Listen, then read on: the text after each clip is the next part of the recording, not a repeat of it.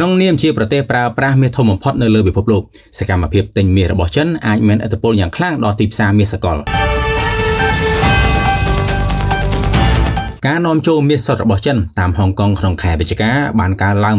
101.5% បើប្រៀបធៀបនឹងខែតុលានេះបើយោងតាមទិន្នន័យពីនាយកដ្ឋានស្ថិតិរបស់ហុងកុងដែលបានបង្ហាញនៅថ្ងៃច័ន្ទក្នុងនាមជាប្រទេសប្រើប្រាស់មាសធំបំផុតនៅលើពិភពលោកសកម្មភាពទិញមាសរបស់ចិនអាចមានឥទ្ធិពលយ៉ាងខ្លាំងដល់ទីផ្សារមាសសកលទិន្នន័យពីហុងកុងអាចមិនបង្ហាញរូបភាពពេញលេញនៃការទិញមាសរបស់ចិនទេព្រោះមាសក៏ត្រូវបាននាំចូលតាមទីក្រុងសៀងហៃនិងប៉េកាំងផងដែរការនាំចូលមាសសុទ្ធតាមហុងកុងទៅកាន់ប្រទេសចិនក្នុងខែវិច្ឆិកាមានចំនួន 16.16 តោនប្រៀបធៀបនឹង 8.02 តោនក្នុងខែតុលាការនាំចូលមាសសរុបរបស់ចិនតាមហុងកុងក្នុងខែវិច្ឆិកាឈានដល់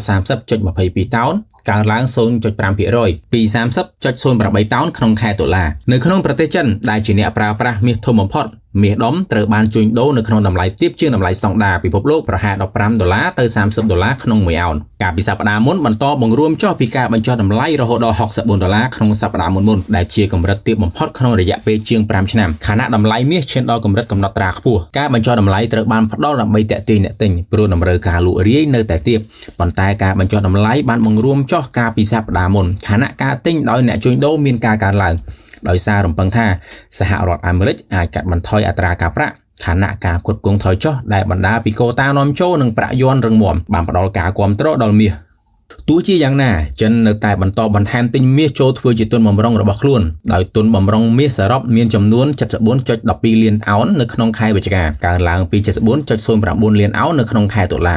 ដែលជាការទិញបន្តជាលើកទី13ជាប់គ្នា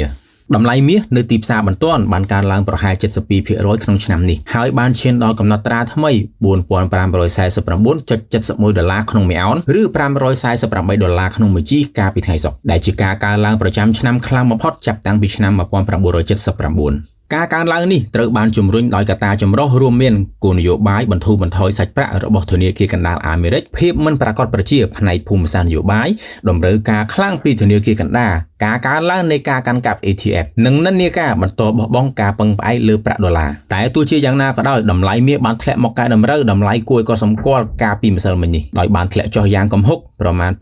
$241 ក្នុង1អោនឬ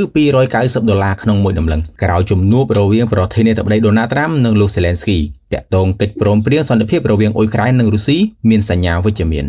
បើកអ្នកនេះទិញលក់ហាងឆេងមាសឥឡូវនេះលោកអ្នកនឹងទទួលបានការបណ្ដុះបណ្ដាលនិងការប្រឹក្សាពីអ្នកជំនាញព្រមទាំងក្លាយជាសមាជិកនៅក្នុង Channel VIP ដែលគិតថ្លៃ